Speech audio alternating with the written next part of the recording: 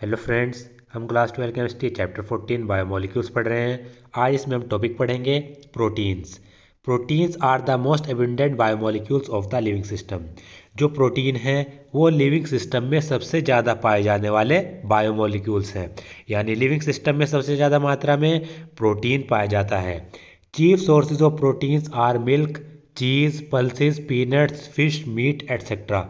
और प्रोटीन के जो मुख्य स्रोत हैं, यानी ऐसे सोर्सेज जहाँ से प्रोटीन हमें प्राप्त होता है, वो चीफ सोर्सेज क्या क्या हैं? मिल्क है, मिल्क में बहुत ज़्यादा प्रोटीन पाया जाता है।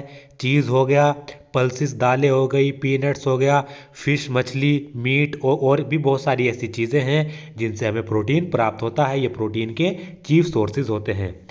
दे occur in every part of the body and form the fundamental basis of structure and function of life. तो जो प्रोटीन्स होते हैं वो बॉडी के हर एक पार्ट में पाए जाते हैं। इम्पोर्टेंट है, प्रोटीन बॉडी के हर एक पार्ट में पाए जाते हैं। और साथ ही साथ जो प्रोटीन होते हैं वो ह्यूमन बॉडी के जो टिश्यूज़ हैं उनकी स्ट्रक्चर में और ह्यूमन बॉडी का जो फंक्शंस होता है उसमें बहुत ही इम्पोर्टेंट रोल प्ले करते हैं। प्रोटीन का काम क्या है? ह्यूमन बॉडी के अंदर जो टिश्यूज़ हैं उनकी स्ट्रक्चर को मेंटेन करना, उनकी फंक्शंस को मेंटेन करना और ह्यूमन बॉडी की फंक्शंस को मेंटेन करना और रेगुलेट करना, ये सब प्रोटीन का काम है। They are also required for growth and maintenance of body. साथ ही साथ स्ट्रक्चर और फंक्शन के अलावा जो प्रोटीन होते हैं वो बॉडी की ग्रोथ के लिए और बॉडी की मेंटेनेंस के लिए भी ज़रूरी है। The word protein is derived from Greek word proteios which means primarily और ऑफ प्राइमरी इंपॉर्टेंस। और जो प्रोटीन वर्ड है वो एक ग्रीक वर्ड से लिया गया है, प्रोटियोस से। प्रोटियोस एक ग्रीक वर्ड है जिसका मीनिंग है प्राइमरी या फिर प्राइम इंपॉर्टेंस। प्रोटियोस का मतलब क्या है? बहुत ही ज़्यादा इंपॉर्टेंस वाला। तो आप देख सकते हैं प्रोटीन को कहाँ से लिया गया है? प्रोटियोस से। प्रोटियोस का मतलब प्राइम इंपॉर्टेंस, जिसकी इंपॉर्टेंस बहुत ज़्यादा हो। तो प्रोटीन की हमारी बॉडी में इंपॉर्टेंस बहुत ज़्यादा है, इसके नाम से ही पता लग रहा है। All protein are polymers of alpha amino acid. ये इसमें इंपॉर्टेंट लाइन है, ये आपको याद रखनी है, ये पूछा जा सकता है। सभी प्रोटीन जो होते हैं वो अल्फा एमिनो एसिड के पॉलीमर्स होते हैं। अब इसमें टर्म आया अल्फा एमिनो एसिड क्या है? तो अल्फा एमिनो एसिड वे एमिनो एसिड्स होते हैं जिसमें NH2 ग्रुप अल्फा कार्बन से जुड़ा हुआ होता है। जैसे कि मैं आपको स्ट्रक्चर बना के दिखा देता हूँ। ये हमारे पास एमिनो एसिड की एक स्ट्रक्चर है। यहाँ पर NH2 और इससे जुड़ा हुआ होगा COOH ग्रुप। तो आप देख सकते हैं इस एमिनो एसिड में जो हमारा COOH ग्रुप है, कार्बोक्सिल ग्रुप है, ये क्या है? Main group. तो इससे हम स्टार्ट करेंगे। इस COOH ग्रुप से अगला कार्बन होता है अल्फा कार्बन। ये वाला हमारे पास अल्फा कार्बन है। इस अल्फा कार्बन से अगर NH2 ग्रुप जुड़ा हुआ है तो ये कहलाता है हमारा अल्फा एमिनो एसिड। एक बार फिर से बता देता हूँ, COH हमारा मेन फंक्शन ग्रुप। इस COH से अगला कार्बन अल्फा कार्बन, ये हमारा अल्फा कार्बन। इस अल्फा कार्बन से अगर NH2 ग्रुप जुड़ा हुआ है तो ये होगा हमारा अल्फा अमाइनो एसिड, जैसा कि आप यहाँ पर भी देख सकते हैं। ये COH हमारा मेन फंक्शनल ग्रुप, इससे अगला कार्बन ये वाला अल्फा कार्बन। इस अल्फा कार्बन से अगर NH2 ग्रुप जुड़ा हुआ है तो ये क्या हुआ? Alpha amino acid. तो यहाँ पर आप देखिए अल्फा एमिनो एसिड जो प्रोटीन होते हैं वो सिर्फ अल्फा एमिनो एसिड के ही पॉलीमर्स होते हैं। प्रोटीन में अल्फा एमिनो एसिड के अलावा कोई भी एमिनो एसिड मौजूद नहीं होता। ये आपको याद रखना है, ये इसका इंपॉर्टेंट पार्ट है। अगला टॉपिक है एमाइनो एसिड। अब हम एमाइनो एसिड के बारे में पढ़ेंगे।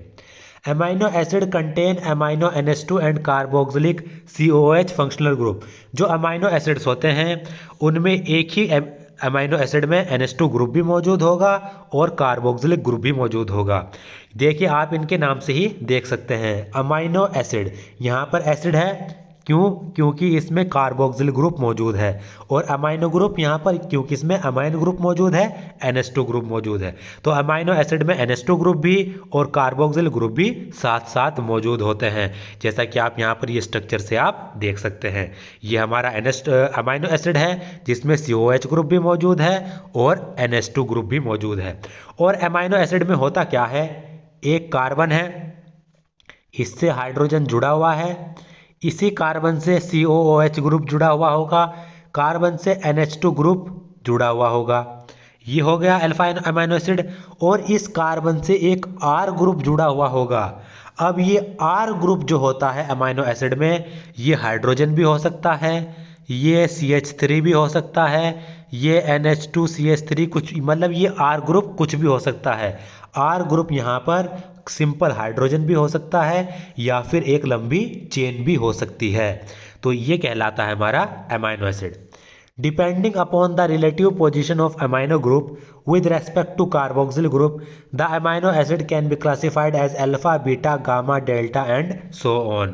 तो जैसा कि मैंने आपको बताया, कार्बोक्सिल ग्रुप के अनुसार अमाइनो ग्रुप की पोजीशन क्या है, इसके आधार पर जो अमाइनो एसिड्स होते हैं वो अल्फा अमाइनो एसिड भी होते हैं, बीटा अमाइनो एसिड भी होते हैं, गामा अमाइनो एसिड भी होते हैं और डेल्टा अमाइनो एसिड भी होते हैं, अलग अलग प्रकार के। जैसा कि आप यहाँ पर देख सकते हैं, कार्बोक्सिलिक ग्रुप से अगला कार्बन अल्फा कार्बन, इस अल्फा कार्बन से NH2 ग्रुप जुड़ा हुआ है, तो ये हो गया हमारा अल्फा अमाइनो एसिड। तो इसके आधार पर आप यहाँ पर देख सकते हैं कि जो हमारा अमाइनो ग्रुप है यानी NH2 ग्रुप है, वो कार्बोक्सिल ग्रुप के आधार पर कहाँ पर जुड़ा हुआ है, इसके आधार पर अमाइनो एसिड अलग अलग प्रकार के होते हैं, अल्फा, बीटा, गामा, डेल्टा और अलग अलग प्रकार के amino acid. Only alpha amino acid are obtained on hydrolysis of protein. लेकिन जैसा कि आपको पता है, जो प्रोटीन होते हैं वो अल्फा अमाइनो एसिड के पॉलीमर्स होते हैं, तो जब हम प्रोटीन का हाइड्रोलिसिस करेंगे तो सिर्फ हमें अल्फा अमाइनो एसिड ही प्राप्त होंगे। ये आपको याद रखना है, जो प्रोटीन होते हैं उनमें सिर्फ अल्फा अमाइनो एसिड पाए जाते हैं, बाकी beta, gamma, delta amino acid protein में पाए नहीं जाते, ये आपको याद रखना है। दे में contain other functional group also. और जो हमारे अमाइनो एसिड होते हैं उनमें NH2 और COH ग्रुप के अलावा दूसरे फंक्शनल ग्रुप भी लगे हो सकते हैं। दूसरे फंक्शनल ग्रुप कहाँ पर लगे होंगे? R की जगह पर, क्योंकि R क्या है? R साइड चेन है। R की जगह पर हाइड्रोजन हो सकता है, CH3 हो सकता है या फिर दूसरे फंक्शनल ग्रुप भी हो सकते हैं, ये आपको याद रखना है। All alpha amino acid had trivial names which usually reflect the property of that compound or its resource। जो अल्फा अमाइनो एसिड हैं, सभी अल्फा अमाइनो एसिड का नाम क्या है?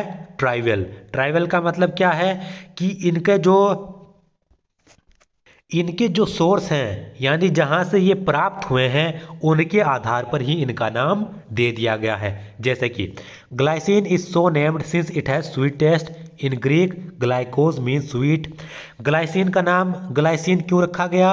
क्योंकि इसका जो टेस्ट होता है वो स्वीट होता है, ग्लाइसिन स्वीट टेस्ट का होता है। और ग्रीक वर्ड में ग्लाइकोज का मीनिंग क्या होता है? स्वीट। तो ग्रीक वर्ड ग्लाइकोज है जिसका मीनिंग है स्वीट, तो ग्लाइकोज से इसको नाम दे दिया गया ग्लाइसिन। इसी तरीके से tyrosine was first obtained from cheese. जो टायरोसिन है वो सबसे पहले चीज़ से ऑब्टेन्ड किया गया था, और ग्रीक में टायरोस का मतलब होता है चीज़। ग्रीक में टायरोस का मतलब चीज़, और चीज़ से हमें प्राप्त हो रहा है टायरोसिन, तो इसको ग्रीक नाम दे दिया गया टायरोसिन। यानी हमें जो टायरोसिन है वो एक तो चीज़ से प्राप्त हो रहा है, टायरोसिन का सोर्स क्या है? चीज़। और ग्रीक वर्ड, ग्रीक में क्या कहते हैं चीज़ को? ग्रीक में चीज़ को कहते हैं टायरोस। तो हमें जो ये अमाइनो एसिड है टायरोसिन, इसको ग्रीक वर्ड ही दे दिया गया। तो आप यहाँ पर देख सकते हैं इसका क्या नाम है? Trivial name. ट्राइवियल नेम का मतलब ये जो टायरोसिन का जो सोर्स है उसी का नाम इसको दे दिया गया। टायरोसिन का सोर्स चीज़, चीज़ का ग्रीक में वर्ड टायरोस, और टायरोस में क्या पाया जाता है? Tyrosine. Amino acid are generally represented by a 3-letter symbol, sometimes 1-letter symbol is also used. जो अमाइनो एसिड्स होते हैं उनको जनरली 3-letter सिंबल से डिनोट किया जाता है, जैसे कि ग्लाइसिन हो गया GLY, और कभी कभी इनको 1-letter सिंबल से भी डिनोट कर दिया जाता है, जैसे ग्लाइसिन का हम लिख देंगे G। इस तरीके से structure of some commonly occurring amino acid along with their 3-letter and 1-letter symbol are given in table 14.2। Table 14.2 में कुछ कॉमन अमाइनो एसिड के स्ट्रक्चर दिए गए हैं, साथ ही साथ उनके 3-letter नेम और 1-letter नेम भी दिए गए हैं। अब जो ये अमाइनो एसिड हैं ये किसके आधार पर क्लासिफाई किए गए हैं, इनकी स्ट्रक्चर किसके आधार पर बताई गई है, इस आर के आधार पर। सभी अमाइनो एसिड में जो ये ऊपर वाला भाग है ये तो सेम ही होगा, उसमें बस किसका डिफरेंस होगा, इस आर यानी साइड चेन का डिफरेंस होगा। अलग अलग साइड चेन के हिसाब से अमाइनो एसिड के अलग अलग नाम हैं। तो सबसे पहले हम ये देख लेते हैं। सबसे पहले ग्लाइसिन। ग्लाइसिन में क्या होता है, आर की जगह पर एच होता है, जैसा कि यहाँ पर आप देखिए, ये मैं आपको यहाँ पर दिखा देता हूँ। ग्लाइसिन में इस आर की जगह पर एच होता है, और इसकी स्ट्रक्चर कैसे बनेगी, इसकी स्ट्रक्चर कुछ इस तरीके से बनेगी, COH, ये H, ये NH2, और यहाँ पर इस R की जगह पर अगर H आ जाए तो ये क्या बन गया, ये ग्लाइसिन बन गया। और ग्लाइसिन को हम 3-letter सिंबल में GLY से लिखते हैं, 1-letter कोड में इसको कैपिटल G से लिखा जाता है। ऊपर मैंने स्मॉल g बताया था, वो क्या है, सही है, सही इसमें क्या है, कैपिटल G, ये आप देख लीजिएगा। इसको हम 1-letter कोड में कैपिटल G से लिखेंगे, ना कि स्मॉल g से। इसी तरीके से अगर हम एलेनिन की बात करें, एलेनिन में R की जगह पर CH3 होता है। स्ट्रक्चर इसकी कैसे बनेगी, कुछ इस तरीके से, COOH, NH2, ये H, और ये R की जगह पर यहाँ पर CH3। अगर इस तरीके से आ रहा है तो ये हो गया हमारा एलेनिन। और एलेनिन में क्या होता है, 3-letter सिंबल ALA, और 1-letter सिंबल इसका कैपिटल A होता है, ये आपको यहाँ पर याद रखना है। इसी तरीके से वेलाइन। वेलाइन में क्या होता है, R की जगह पर ये वाला फंक्शनल ग्रुप होता है, CH3 का होल ट्वाइस CH, तो ये बन जाता है हमारा वेलाइन, VAL इसका सिंबल, और 1-letter कोड कैपिटल V। कैसे बनेगी, ये भी आपको मैं बनाकर दिखा देता हूँ, ये H, ये NH2, और यहाँ पर क्या होता है, इस R की जगह पर CH3 का होल ट्वाइस, और ये CH, कुछ इस तरीके से स्ट्रक्चर बनती है। तो ये हो गया हमारा वेलाइन। इसी तरीके से ल्यूसीन। ल्यूसीन में इस R की जगह पर ये पूरी की पूरी साइड चेन होती है, CH3 का होल ट्वाइस CH, CH2, ये R की जगह पर यहाँ पर ये साइड चेन होती है ल्यूसीन में। तो अगर इस स्ट्रक्चर में R की जगह पर ये वाली साइड चेन आ रही है तो ये क्या बन जाएगा, ल्यूसीन बन जाएगा। LEU इसका सिंबल होता है, और 1-letter कोड इसका L होता है। इसी तरीके से यहाँ पर दिया गया है आइसोल्यूसिन। आइसोल्यूसिन में R की जगह पर ये पूरी की पूरी ये वाली साइड चेन होती है, इसको हम लिखते हैं ILE से, कैपिटल I में। इसी तरीके से आर्जिनिन। आर्जिनिन में ये पूरी साइड चेन ARGR। लाइसिन आप देख सकते हैं NH2 CH2 का होल 4। लाइसिन में क्या होता है, R की जगह पर NH2 CH2 का होल 4 होता है, ये लाइसिन बन गया हमारा। और K इसका कैपिटल सिंबल, मतलब 1-letter सिंबल इसका K होता है, ये आपको यहाँ पर याद रखना है। आप इसमें देख सकते हैं लाइसिन में एक तो NH2 ग्रुप हमारे पास पहले से ही था, ये मैं अगर स्ट्रक्चर में आपको ऊपर दिखाऊं तो यहाँ पर NH2 ग्रुप एक तो हमारे पास पहले से ही था, ये देखिए यहाँ पर COOH ग्रुप, ये H, यहाँ पर NH2, और इस R की जगह पर ये वाला हमारा यहाँ पर आ गया, यहाँ पर लाइसिन, यहाँ पर H2N, और ये CH2 का होल 4, ये हमारा आ गया। तो आप देख सकते हैं इस लाइसिन में NH2 ग्रुप 2-2 हैं, तो इस तरीके से भी ये हो सकता है। इसी तरीके से ग्लूटामिक एसिड में COH CH2 CH2। इसी एस्पार्टिक एसिड में आप यहाँ पर देख सकते हैं ये वाला ग्रुप होगा। तो सभी यहाँ पर ये स्ट्रक्चर हमें दी गई है, ग्लूटामीन की, फिर एस्पाराजीन की, थियोरोनिन की, सीरीन की, ये सिस्टीन की स्ट्रक्चर HSCH2 R की जगह पर, मिथियोनिन की में H3SC, HCH2CH2 R की जगह पर, फिनाइल एनालिन में C6H5CH2, टायरोसिन में PHO CH6H4CH2। इसी तरीके से ट्रिप्टोफान में ये वाली स्ट्रक्चर होगी R की जगह पर, ट्रिप्टोफान में R की जगह पर ये वाली स्ट्रक्चर होगी और ये इसके कोड हैं। इसी तरीके से अगर हम 19 देखें, हिस्टिडीन हो गया और प्रोलीन हो गया। तो आप यहाँ पर ये देख सकते हैं हिस्टिडीन में ये वाली स्ट्रक्चर होगी और जो हमारा प्रोलीन हो गया उसमें ये वाली स्ट्रक्चर होगी। ये इसके नाम है, तो ये आपको याद रखने हैं। अब इसमें मैं इंपॉर्टेंट बता देता हूँ, इंपॉर्टेंट क्या क्या है जिनकी स्ट्रक्चर आपको याद रखनी है। इंपॉर्टेंट इसमें ग्लाइसिन है, एलेनिन है, वेलिन है और ल्यूसीन है। ये 4 इसमें इंपॉर्टेंट है, पूछे जा सकते हैं।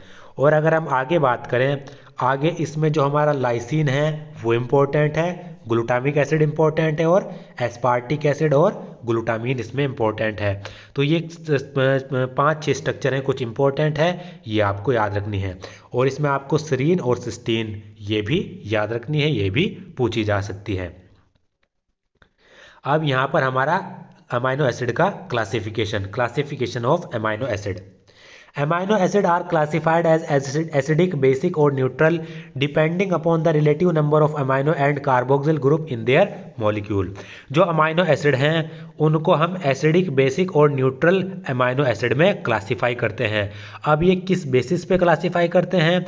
इनके क्लासिफिकेशन का बेसिस है कि अमाइनो एसिड के मॉलिक्यूल में अमाइनो एसिड और कार्बोक्सिल ग्रुप कितने नंबर में पाए जा रहे हैं, कितने नंबर में मौजूद हैं, इसके आधार पर इनको क्लासिफाई किया गया है। Equal number of amino and carboxyl group makes it neutral. अगर हमारे किसी मॉलिक्यूल में, अमाइनो एसिड के मॉलिक्यूल में अमाइनो ग्रुप और कार्बोक्सिल ग्रुप बराबर मात्रा में है, यानी हमारे पास अमाइनो ग्रुप NH2 बराबर COOH, यानी किसी अमाइनो एसिड मॉलिक्यूल में एमाइनो ग्रुप और कार्बोक्सिल ग्रुप बराबर मात्रा में है, तो वो कहलाएगा हमारा neutral amino acid. More number of amino than carboxylic group make it basic. अगर हमारे किसी मॉलिक्यूल में अमाइनो ग्रुप ज़्यादा हैं, यानी NH2 ग्रुप हमारे पास ज़्यादा हैं और कार्बोक्सिल ग्रुप कम है, तो वो हमारा कैसा हो जाएगा? बेसिक अमाइनो एसिड हो जाएगा। यानी अमाइनो ग्रुप ज़्यादा है तो बेसिकली वो क्या करेंगे, उसको बेसिक बना देंगे। इसी तरीके से तीसरा है more carboxyl group as compare to amino group make it acidic. अगर हमारे किसी अमाइनो एसिड में कार्बोक्सिल ग्रुप ज़्यादा है, अमाइनो ग्रुप कम है, तो हमारा अमाइनो एसिड एसिडिक हो जाएगा। तो इसमें क्या होगा? COOH ग्रुप अगर हमारे पास ज़्यादा है, NH2 ग्रुप कम है, तो हमारा अमाइनो एसिड कैसा हो जाएगा? एसिडिक हो जाएगा। तो ये आपको यहाँ पर याद रखना है। तो कितने हैं हमारे पास? 3 अमाइनो एसिड हैं, एसिडिक, बेसिक और न्यूट्रल। न्यूट्रल कब होंगे? जब अमाइनो एसिड मॉलिक्यूल में अमाइनो ग्रुप और कार्बोक्सिल ग्रुप बराबर होंगे। बेसिक कब होंगे? जब अमाइनो ग्रुप ज़्यादा होंगे, कार्बोक्सिल ग्रुप कम होंगे। और एसिडिक कब होंगे? जब कार्बोक्सिल ग्रुप ज़्यादा होंगे और अमाइनो ग्रुप कम होंगे। अब इसकी मैं आपको एग्जाम्पल दिखा देता हूँ, एग्जाम्पल से आपको यहाँ पर ज़्यादा समझ आएगा। सबसे पहले हम देखते हैं एसिडिक अमाइनो ग्रुप के एग्जाम्पल। एसिडिक में अगर आप देखें तो ग्लूटामिक एसिड हो गया, एस्पार्टिक एसिड हो गया। ये हमारा ग्लूटामिक एसिड और ये एस्पार्टिक एसिड। सबसे पहले मैं आपको ग्लूटामिक एसिड की स्ट्रक्चर बनाकर दिखा देता हूँ। ये हमारे पास इस तरीके से ग्लूटामिक एसिड बना। यहाँ पर ये NH2 ग्रुप, यहाँ पर ये COH ग्रुप, ये हाइड्रोजन ग्रुप, और ग्लूटामिक एसिड में यहाँ पर HOOC, यहाँ पर ये CH2 और यहाँ पर ये CH2। इस तरीके से ये अटैच होते हैं। तो इसमें अगर आप देखें ग्लूटामिक एसिड के स्ट्रक्चर में, आप यहाँ पर पाते हैं इस स्ट्रक्चर में NH2 ग्रुप तो हमारे पास सिर्फ एक है, लेकिन जो COH ग्रुप है 1 और 2, COH ग्रुप हमारे पास 2 हैं। तो इस वाले स्ट्रक्चर में क्या हुआ? जो COH ग्रुप हैं वो NH2 ग्रुप से ज़्यादा हैं, तो क्या हो गया? ये एसिडिक अमाइनो एसिड हो गया। इसी तरीके से अगर हम एस्पार्टिक एसिड की स्ट्रक्चर बनाएं, एस्पार्टिक एसिड में क्या होगा? ये COH, ये NH2, ये H, और यहाँ पर R की जगह पर ये CH2COOH, ये हो गया। तो आप यहाँ पर देखें इस स्ट्रक्चर में NH2 ग्रुप 1, COOH ग्रुप हमारे पास 2, तो COH group is greater than NH2 group, so aspartic acid is a acidic amino acid. तो एसिडिक के एग्जाम्पल, अब मैं आपको एक न्यूट्रल मॉलिक्यूल का एग्जाम्पल दे देता हूँ। न्यूट्रल मॉलिक्यूल का एग्जाम्पल जैसे ग्लाइसिन। ग्लाइसिन देखिए, ग्लाइसिन में क्या है, यहाँ पर R की जगह पर H है। देखिए ये COOH, NH2, ये H, R की जगह पर भी H। तो ग्लाइसिन में NH2 ग्रुप भी एक, COH ग्रुप भी एक, तो NH2 group is equal to COH group. NH2 group carboxylic group के बराबर है, तो दोनों बराबर हैं, तो कैसा हुआ ये न्यूट्रल मॉलिक्यूल। इसी तरीके से अगर हम देखें एलेनिन, देख लीजिए एलेनिन, एलेनिन में क्या है, यहाँ पर CH3 है, तो एलेनिन में भी NH3 भी एक, अमाइनो ग्रुप भी एक, COH ग्रुप भी एक, तो ये भी न्यूट्रल मॉलिक्यूल है। अब मैं आपको बेसिक का एग्जांपल दे देता हूँ। बेसिक में आप अगर देखें, बेसिक में आइए, जैसे कि लाइसिन हो गया, आर्जिनिन हो गया, ये सब क्या होते हैं, बेसिक अमाइनो ग्रुप होते हैं। जैसे कि लाइसिन, यहाँ पर देखिए इसकी स्ट्रक्चर अगर मैं बनाऊं, COH, NH2, यहाँ पर H। लाइसिन में यहाँ पर देखिए H2N CH2 का होल 4 हो गया। अब लाइसिन में अगर हम देखें NH2 ग्रुप 1, NH2 ग्रुप 2, तो लाइसिन में NH2 ग्रुप 2 हो गए, लेकिन COH ग्रुप इसमें क्या है, सिर्फ एक है। तो यहाँ पर लाइसिन में हम देखते हैं जो हमारे NH2 ग्रुप है, अमाइनो ग्रुप हैं, वो कार्बोक्सिलिक ग्रुप से ज़्यादा हैं, so lysine is a basic amino acid. इसी तरीके से अगर हम क्या देखें, आर्जिनिन देखें, आर्जिनिन में एक ये NH, एक ये NH, एक NH2 है, तो क्या देख सकते हैं COH ग्रुप से ज़्यादा है, तो आर्जिनिन भी क्या है, एक बेसिक अमाइनो एसिड है। तो इस तरीके से हम इनको क्लासिफाई करते हैं, ये मैंने आपको एग्जांपल से भी समझा दिया है। ये तो हुआ पहला का क्लासिफिकेशन। अब दूसरा क्लासिफिकेशन देखते हैं। The amino acid which can be synthesized in the body are known as non essential amino acid. अब हम अमाइनो एसिड को इसेंशियल अमाइनो एसिड और नॉन इसेंशियल अमाइनो एसिड इनमें भी क्लासिफाई करते हैं। तो नॉन इसेंशियल अमाइनो एसिड क्या होते हैं, वे अमाइनो एसिड जिनको हमारी बॉडी में सिंथेसाइज किया जा सकता है, वे अमाइनो एसिड जिनको बॉडी के अंदर सिंथेसाइज किया जा सकता है, वो कहलाते हैं non essential amino acid. Non essential क्यों, क्योंकि ये बॉडी के अंदर पहले से ही बन रहे हैं, बॉडी के अंदर ये बन रहे हैं, तो बाहर से लेने की इनको हमें ज़रूरत नहीं है, इसलिए नॉन इसेंशियल होते हैं। तो नॉन इसेंशियल अमाइनो एसिड वे अमाइनो एसिड होते हैं जो बॉडी के अंदर अपने आप सिंथेसाइज होते हैं, जो बॉडी के अंदर बन रहे होते हैं, जिनको बॉडी सिंथेसाइज कर लेती है। इसेंशियल अमाइनो एसिड कौन से होते हैं, on the other hand those which cannot be synthesized in the body and must be obtained through diet are known as essential amino acid। ऐसे अमाइनो एसिड जिनको body के अंदर सिंथेसाइज नहीं किया जा सकता, ऐसे अमाइनो एसिड जिनको बॉडी सिंथेसाइज नहीं कर पाती और इनको बाहर से लेना पड़ता है, यानी एक्सटर्नली इनको डाइट से लेना पड़ता है, ऐसे अमाइनो एसिड कहलाते हैं इसेंशियल अमाइनो एसिड। तो ये आपको याद रखने हैं। तो टेबल 14.2 में क्या दिया गया है, इसेंशियल अमाइनो एसिड दिए गए हैं, जिनको इसेंशियल अमाइनो एसिड मतलब जिनको बॉडी के अंदर सिंथेसाइज नहीं किया जा सकता, स्टार से लिखा गया है इसेंशियल अमाइनो एसिड, आप यहाँ पर ये देख सकते हैं। तो इसेंशियल अमाइनो एसिड मैं आपको दिखा देता हूँ। एक तो हो गया हमारे पास हिस्टिडीन, ट्रिप्टोफान, ये भी इसेंशियल है। इसी तरीके से अगर मैं बात करूँ, ये फिनाइल एनालिन, मिथ्योनिन, थ्रियोनिन, ये भी हमारे इसेंशियल अमाइनो एसिड हैं। और अगर मैं आपको बात दिखाऊं, यहाँ पर लाइसिन, आर्जिनिन, आइसोल्यूसिन और साथ ही साथ ऊपर भी है दो, ल्यूसिन और वेलाइन, ये सभी इसेंशियल अमाइनो एसिड हैं जिनको बॉडी सिंथेसाइज नहीं कर पाती, इनको डाइट से लेना पड़ता है। Amino acid are usually colourless crystalline solid.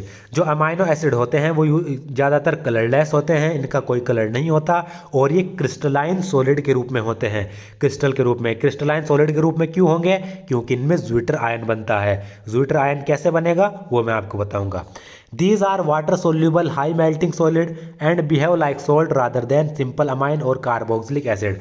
और जो अमाइनो एसिड होते हैं ये वाटर सोल्यूबल होते हैं। वाटर सोल्यूबल क्यों होंगे? क्योंकि ये हाइड्रोजन बॉन्डिंग कर लेते हैं वाटर के साथ। स्ट्रक्चर अगर मैं आपको दिखाऊं यहाँ पर अमाइनो एसिड के अगर आप स्ट्रक्चर देखें तो COH ग्रुप इस तरीके से मैं बनाऊं और यहाँ पर ये C double bond OH group हमारे पास हो गया। इसी तरीके से यहाँ पर एक ये मैं कार्बन बना देता हूँ, ये हमारे पास कार्बन, इससे ये R ग्रुप और इससे ये NH2 ग्रुप और यहाँ पर ये हाइड्रोजन ग्रुप, इस तरीके से हो गया। अब आप यहाँ पर देखें हाइड्रोजन बॉन्डिंग बनाने के लिए क्या चाहिए? फ्लोरीन चाहिए, ऑक्सीजन चाहिए, नाइट्रोजन चाहिए। तो यहाँ पर क्या है, कार्बोक्सिलिक एसिड में नाइट्रोजन भी है, ऑक्सीजन भी है, हाइड्रोजन भी है। तो आप देख सकते हैं जो हमारा कार्बोक्सिलिक एसिड है वो वाटर के मॉलिक्यूल के साथ हाइड्रोजन बॉन्डिंग बना सकता है, इसलिए ये वाटर सोल्यूबल होते हैं। साथ ही साथ जो हमारे अमाइनो एसिड हो गए उनका मेल्टिंग पॉइंट भी हाई होता है। और ये तीसरी इनकी प्रॉपर्टी है कि जो हमारे अमाइनो एसिड होते हैं वो सिंपल अमाइन और कार्बोक्सिलिक एसिड की तरह एक्ट नहीं करते, वो सोल्ट की तरह एक्ट करते हैं। कार्बोक्सिल हमारे जो अमाइनो एसिड होंगे वो सिंपल अमाइन और सिंपल कार्बोक्सिलिक एसिड की तरह एक्ट नहीं करेंगे बल्कि सोल्ट की तरह एक्ट करेंगे, ये आपको याद रखना है। This behaviour is due to the presence of both acidic carboxylic group and basic amino group in the same molecule. अब ये सोल्ट के रूप में एक्ट क्यों कर रहे हैं? ऐसा इसलिए क्योंकि अमाइनो एसिड में एक ही मॉलिक्यूल में एसिडिक ग्रुप भी मौजूद होता है और बेसिक ग्रुप भी मौजूद होता है। यानी हमारे पास जो अमाइनो एसिड हैं COH हो गया, यहाँ पर ये NH2 हो गया, ये R हो गया, ये H हो गया। अमाइनो एसिड में एक ही मॉलिक्यूल में एसिडिक ग्रुप भी मौजूद है, COH ग्रुप हमारा एसिडिक ग्रुप हो गया, और एक ही मॉलिक्यूल में हमारा बेसिक ग्रुप भी मौजूद है। तो इसके कारण ये क्या होते हैं, ये सोल्ट की तरह बिहेव करते हैं, ना कि अमाइन और ना कि कार्बोक्सिलिक एसिड की तरह। ना तो इसकी तरह बिहेव करेंगे ना इसकी तरह, बल्कि सोल्ट की तरह बिहेव करेंगे, क्योंकि इस एक ही मॉलिक्यूल में एसिडिक ग्रुप भी मौजूद है और बेसिक ग्रुप भी मौजूद है। In aqueous solution, the carboxylic group can lose a proton and amino group can accept a proton, giving rise to a dipolar ion known as Zwitter ion। ये important है, बहुत ही ज़्यादा इम्पोर्टेंट।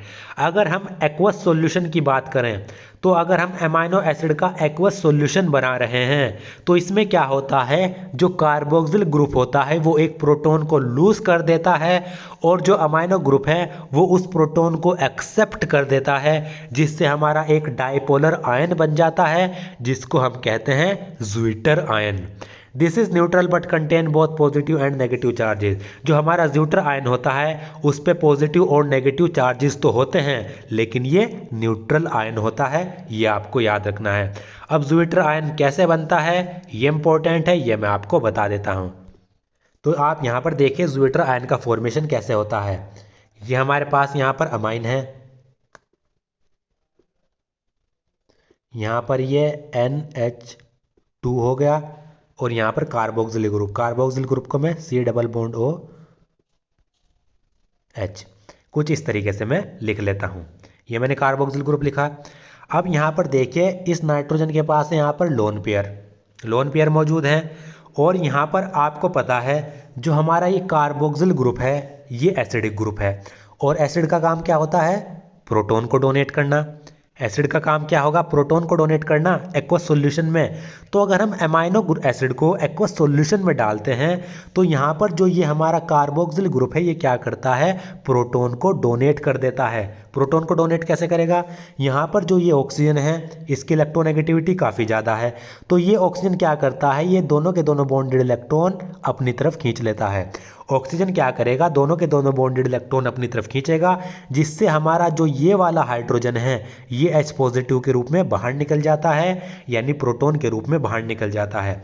अब जो ये प्रोटॉन है इसको चाहिए इलेक्ट्रॉन, तो ये यहाँ पर NH2 ग्रुप है, इसके नाइट्रोजन के पास इलेक्ट्रॉन, तो ये नाइट्रोजन अपने दोनों के दोनों इलेक्ट्रॉन इसको दे देता है और अपने साथ इसको जोड़ लेता है, जिससे हमारा बन जाता है ज़्विटर आयन। कैसे बनेगा, R यहाँ पर ये CH ये CO, ये वाला O और ये O, इस ऑक्सीजन ने क्या किया था, इलेक्ट्रॉन अपनी तरफ खींच लिए थे, तो यहाँ पर इस ऑक्सीजन के ऊपर नेगेटिव चार्ज आ गया।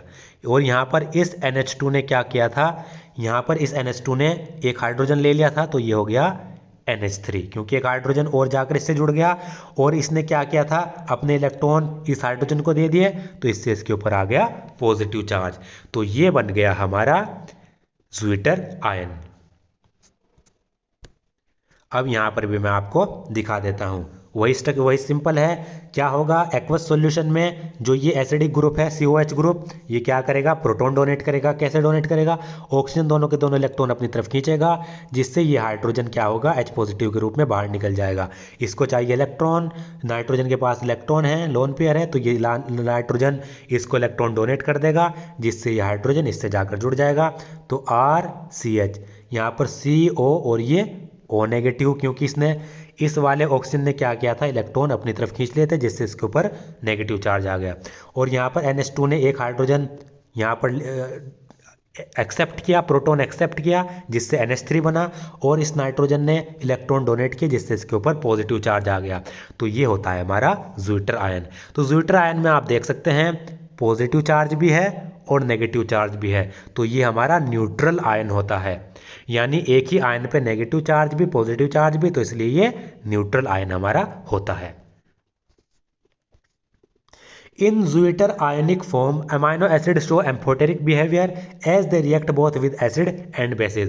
और अगर हम बात करें ज्विटर आयन की फॉर्म में, ज्विटर आयन की फॉर्म में जो अमाइनो एसिड होते हैं वो एम्फोटेरिक बिहेवियर शो करते हैं। एम्फोटेरिक बिहेवियर की मतलब, एम्फोटेरिक बिहेवियर का मतलब होता है कि ये एसिड की तरह भी एक्ट करते हैं और बेसिस की तरह भी एक्ट करते हैं। एसिड और बेसिक दोनों की तरह एक्ट करेंगे। एम्फोटेरिक का मतलब यही होता है। अगर ये इसमें क्या दिया गया है कि जो ज्विटर आयन है वो एसिड के साथ भी रिएक्ट कर देता है।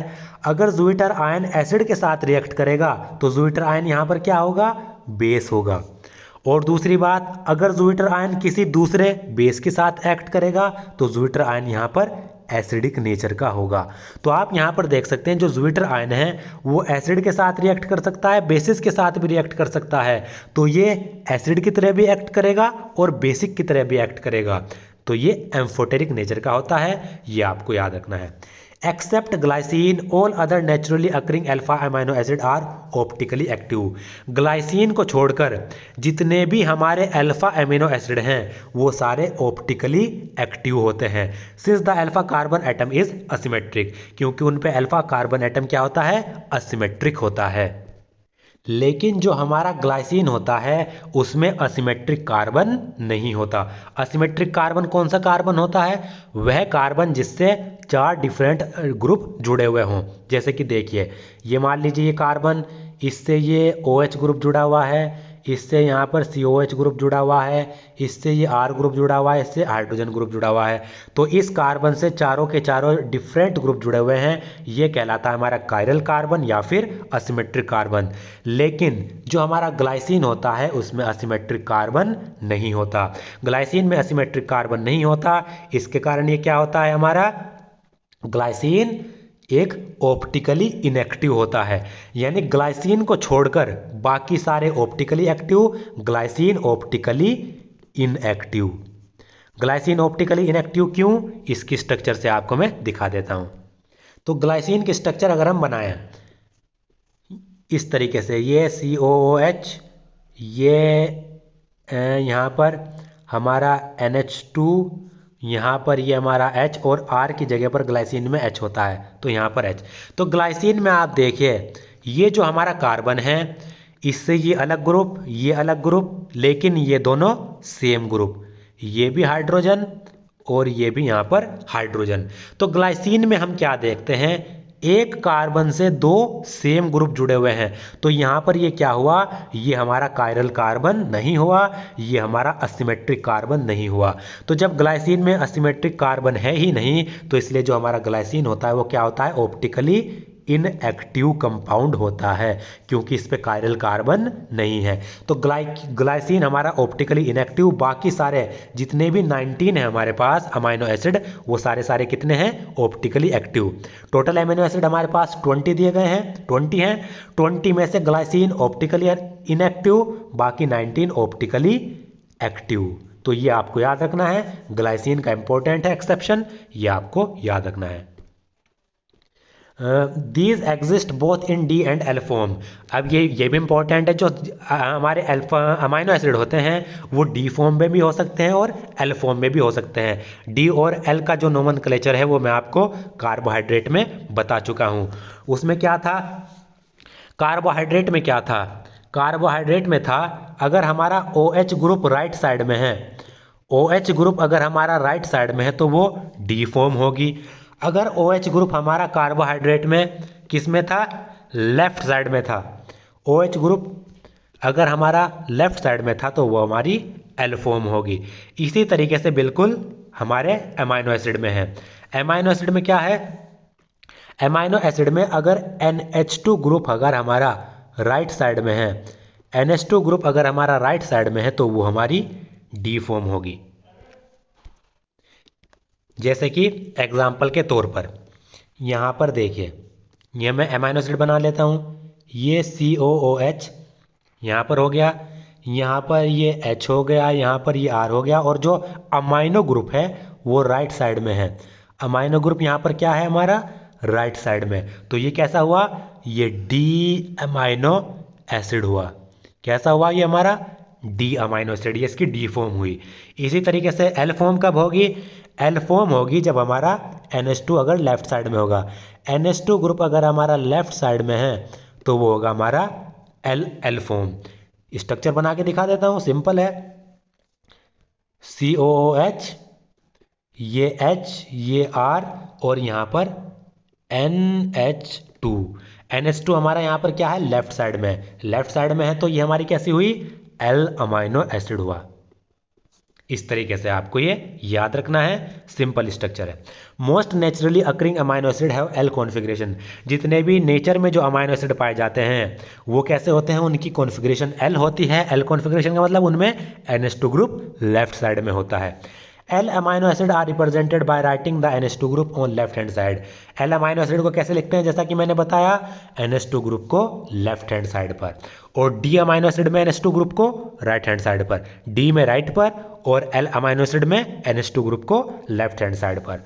तो ये इसका हुआ क्लासिफिकेशन।